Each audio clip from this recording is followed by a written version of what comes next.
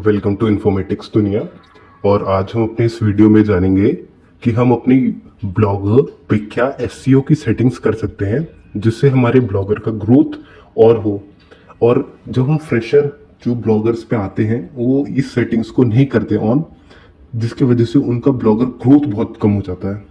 But जैसा कि हमने अपने एक्सपीरियंस से सीखा हुआ है, तो आज हम बताएंगे आपको कि आप उस सेटिंग्स कैसे बहुत जल्दी अपने ब्लॉगर पर ऑन करके एक बहुत अच्छे से आप अपने ब्लॉगर पर ग्रोथ कर सकते हैं। So let's start and in this video we are telling you everything with our experience. So ऐसा कुछ भी नहीं है कि हम आपको ऐसे ही बता रहे हैं, ये बहुत एक्सपीरियंस के साथ हम आपको बताएंगे कि क्या आप गूगल पे सर्च इंजन ऑप्टिमाइजेशन की क्या कुछ सेटिंग्स को ऑन करके आप अपने ब्लॉगर को एक बहुत ही अच्छे पोजीशंस पे ला सकते हैं। तो पहले हम बात करेंगे ब्लॉगर पे। तो ब्लॉगर पे आप जब अपना ब्लॉगर पेज खोलेंगे तो आप अपने ब्लॉगर पे सेटिंग्स पे आ जाएं। सेटिंग्स पे आपको आने के बाद आपके ब्लॉगर का पूरा दिखेगा, तो टाइटल दिखेगा, आपको डिस्क्रिप्शन दिखेगा। तो यहाँ पे आपको कुछ नहीं करना। आप चाहे तो अपने ब्लॉगर पे फेविकॉन लगा सकते हैं।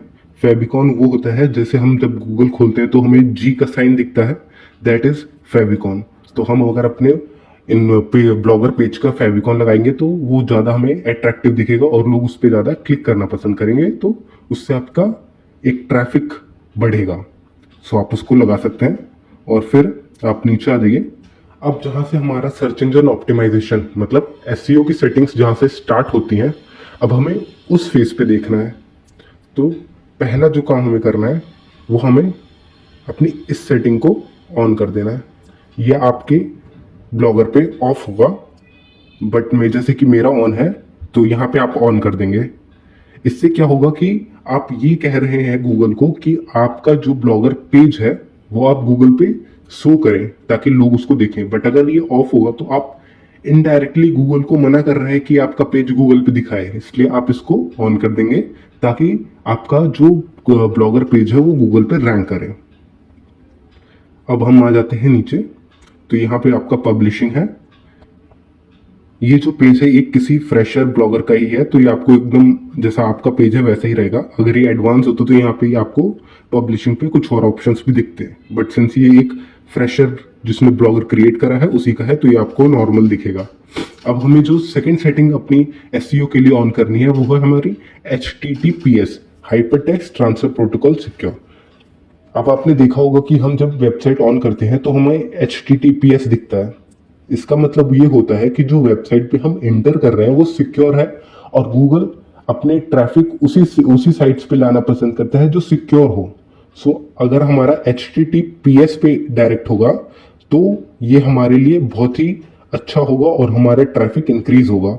तो हमें इस साइट को हमेशा ऑन रखना है, क्योंकि HTTPS अपने अपने आप में ही कहता है कि that hypertext transfer protocol secure, और गूगल अपने यूजर्स को सिक्योर प्लेस पे ही सेंड करता है।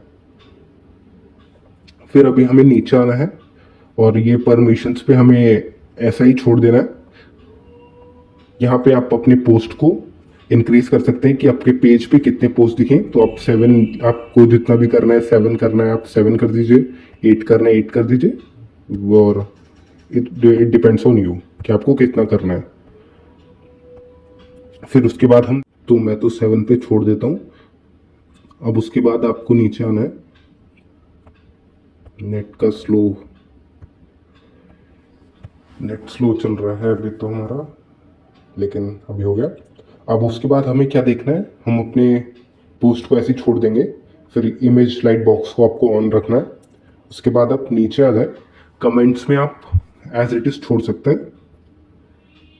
अब हमें, अगर आपको जैसे आप अपने ब्लॉगर पे अगर अकेले अपने ब्लॉग पोस्ट करते हैं तो आप अपना एज इट इज और जैसा आपका मिला हुआ है और छोड़ सकते हैं। बट अगर आप चाहते हैं कि आपके ब्लॉग पे किसी और को भी काम करना है, वो भी अपने आर्टिकल्स पोस्ट करे, तो आप उसका भी यहाँ पे उसका भी ईमेल आईडी छोड़ सकते हैं, जिससे वो भी इस अकाउंट को एक्सेस करके अपने ब्लॉग को पोस्ट कर पाएगा। अब हम फॉर्मेटिंग पे देखते हैं।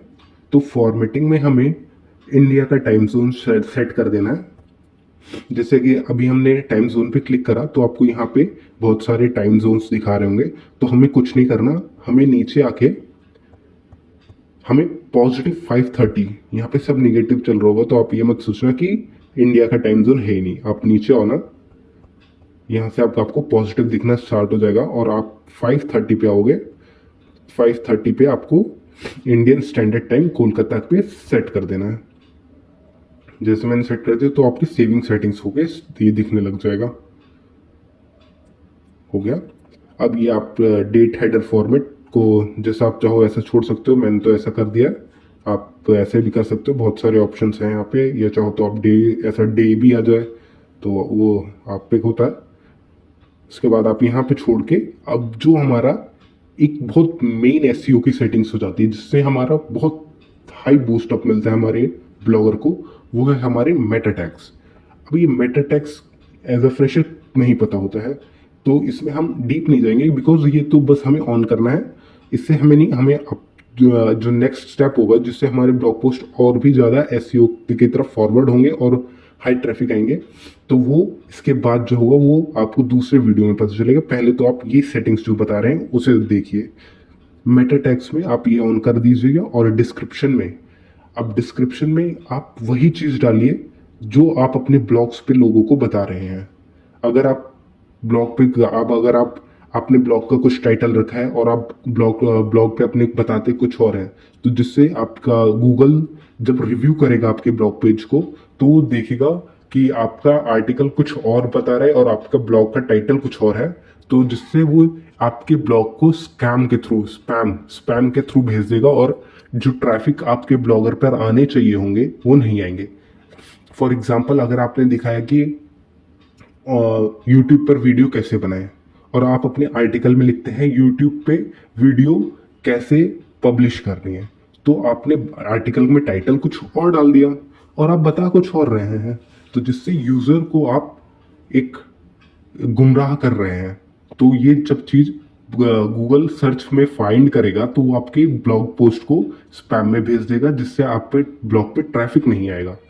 तो आपको ऐसा नहीं करना है, आपको यहाँ पे वही चीज लिखनी है जो आप अपने ब्लॉग में लोगों को बता रहे हैं, जैसे कि यहाँ पे लिखा हुआ है। फिर उसके बाद आपको यहाँ पे एरर एंड रीडायरेक्ट्स में कुछ नहीं करना। Crawlers and indexing, crawlers and indexing आपका गूगल सर्च कंसोल में एक बहुत इंपॉर्टेंट रोल प्ले करता है जिसमें आपके इंप्रेशंस और परफॉर्मेंस जो आपके ब्लॉग पेज की है वो जज होती है। तो आपको यहाँ पे enable custom robot dot TXT को ऑन रखना है। फिर ये जो कस्टम रोबोट डॉट टीएक्सटी है, जैसा यहाँ पे कोड लिखा हुआ है वैसा ही कोड आपको अपने नोटपैड में लिख लेना है, same to same as it is copy करके और आपके कस्टम रोबोट्स डॉट टीएक्सटी में पेस्ट कर देना है। मैं आपको कोड दिखा देता हूँ और आप कॉपी कर लीजिएगा।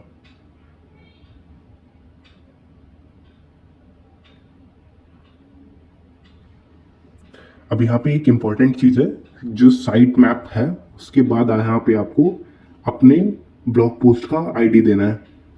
यहाँ पे जैसे मेरा दिया हुआ है तो आप अपने ब्लॉग पोस्ट का आईडी देंगे यहाँ तक .com तक, और साइट मैप .xml आप यहाँ पे एज इट इज अपने ब्लॉग की आईडी के बाद डाल देंगे।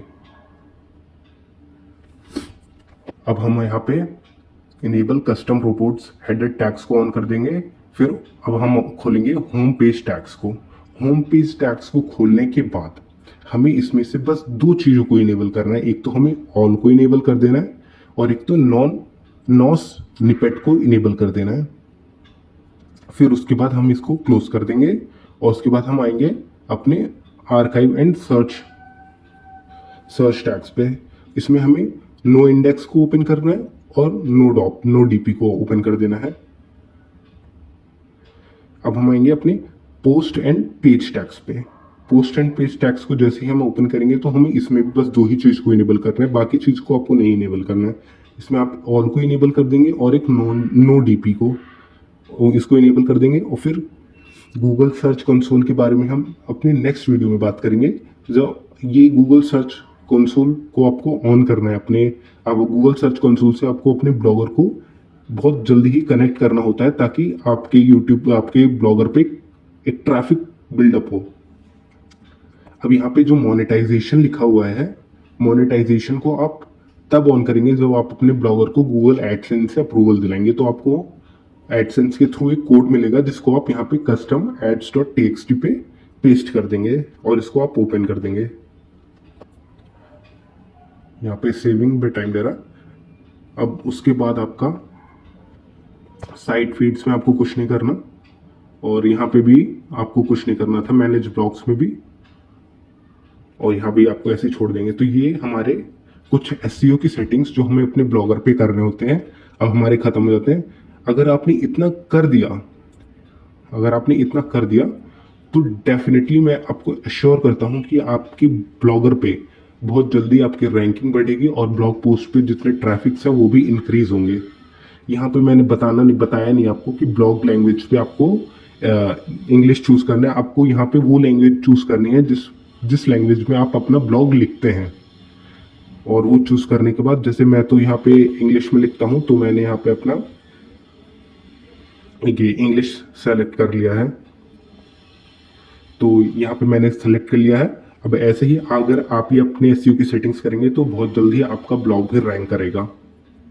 ठीक है, नेक्स्ट अब हम अपने नेक्स्ट वीडियो में आपको गूगल सर्च कंसोल के बारे में बताएंगे कि आप अपने ब्लॉगर को गूगल सर्च कंसोल पे कैसे लिंक करके एक अच्छे से अपने ब्लॉगर का परफॉर्मेंस चेक कर पाएंगे। So let's meet in the next.